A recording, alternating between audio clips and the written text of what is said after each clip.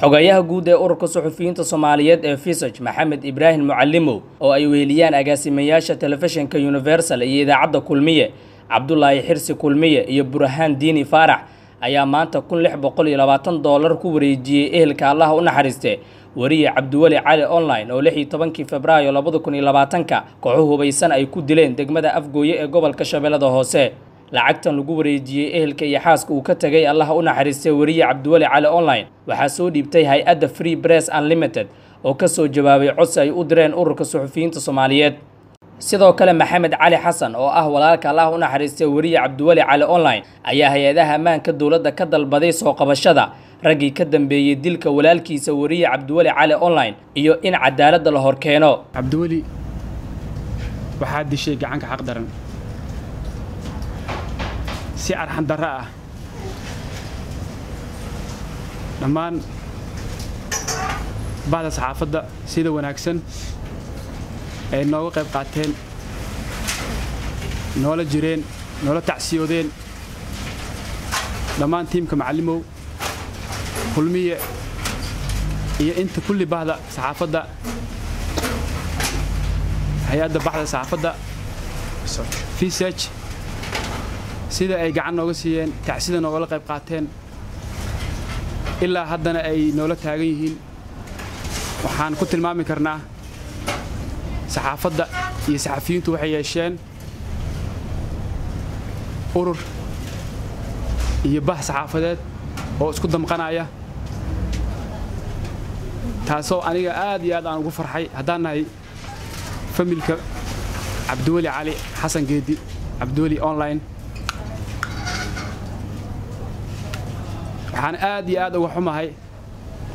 in maalin walba gacan ku dhiglayaasha inta dadka dilaan ee ayagoo xora wadooyinka maraan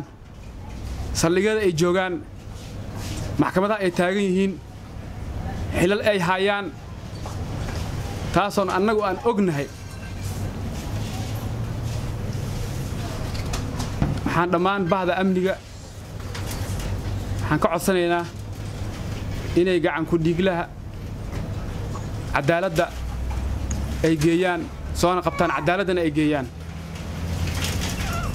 markaas ay aan qanci karnaa haddaan nahay familka dambeyn xogayaha guud ee ururka suxufiyiinta Soomaaliyeed ee Fisaj Maxamed Ibrahim Mucallimow ayaa sheegay in lacagtii loo soo dhiibay ay ku wareejiyeen ehelka iyo xaaska uu ka tagay wariye Cabdiwali Cali online mar kale ayaan maxaayeeto tacsidaas iyo murugadaas waxaan la wadaagayaa ehelada iyo saaxiibada uu ka dhintay walaalkeen Cabdiwali Cali annagana qayb baan ka nahay dadka uu ka baxay runtii oo geeridiisu aad bay noo taabatay ilaahay waxaan uga baryayaa mar kale inuu maxaayeeto naxariistii janno ka waraabiyo qabriga uu waasiciyo waan u mahadnaqayaa saaxiibadan halkan la jooga ururka suxufiyiinta Fisaj oo iyagu maanta doorkii ugu horeeyay qaatay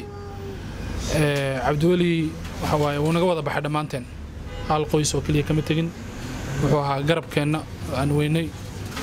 waxaan rabaa inaan ku biiriyo hadalka gudoomiye Abaadir inaan u baahannahay in cadaalad uu helo walaalkeen maadaama meesha lagu dilay meel maamul ka jira ay tahay inay ka shaqeeyaan sidii gacanta loogu soo dhigi lahaa dhagarqabayaashaas annagu kamid ahaan gaar ahaan qaybta uu ka shaqeynayay inkastoo agaasime uga dambeyn doono laakiin radio Kulmiye ahaan anagu insha Allah taala waxaan ballan qaadaynaa inaan si ogaano qoyska oo aan ka sii warqabno hadduu Ilaahay yiraahdo noloshoodan aan ka sii warqabno carruurtaas agoonta ah iyo familkii maxay ahayto agoontan inaan maxay ahayto ogaan doono insha Allah taala mar kale Ilaahay aan baryayaa inuu naxariisto walaalkeen garab naga buxuu ahaa maxay ahayto cadaalad inuu helno insha Allah waan rajayn doonaa kulay maalin aan dhuuman karin ay soo bixi doonaan dhagarqabayaashaas adduunkana inta la joogo waan jeclaan lahayn inaan aragno iyagoo cadaalad hortaagan inna ilayhi raaji'uun inna lillahi wa inna ilayhi raaji'uun waa maalin kale oo xanuun badan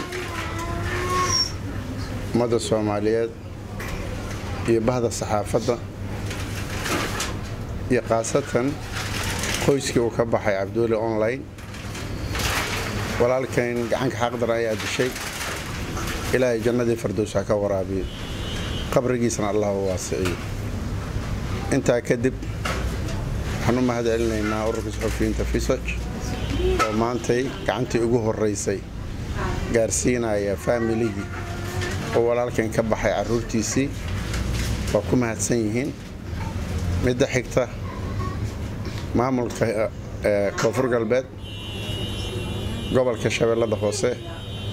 maamulka degmada Afgooye hay'adaha amniga iyo shacabka reer Afgooyaba waxaan ka codsanaynaa in la helo dhagarqabayaashii geystay dilka walaalkeen يا أيها الذين آمنوا أن تودوا الأمانات إلى أهلها أمانة الدين لجوسه ديبوا وإن أبو جودتان مركا وحن جودنا أمانة دينا لو سو ديبي وحن جعلها إن كوريجيو هرتينا أمانة دينا لو سو ديبي وحن سينا إن كون يلح بقول إلى $2 وهي أدى فري بريس أنليميتد وأنا عد سنة ريركا إن لو كلمة أي صدق سانوجسو جوابين marka inaan kaalmadii gaarsiinay waxaan u yeernay wiilkii la dhashay xaaskii aan u yeernay wiilashii yaryaraa wiilkii yaraa maxamed iyo mucaad labadaba waa joogaan marka waxaan leenahay ilaahay maaragtay agoomankaasna ilaahay ka dhig kuwii soo barbaara hadal oo dhan maaragtay wuxuu ku dhan yahay in wixii ay yiraahdeen odayaasha marka waxaan rabaa inaad maaragtay arintaas la isla ogaado Cabdullaahi Xirsi aan ugu weyn meesha Soomaalidu waa kala weyn tahay marka isagaan ku wareejinaya si uu ugu wareejiyo xaaskii maaragtay luul مولد حاج عبدي مقدشو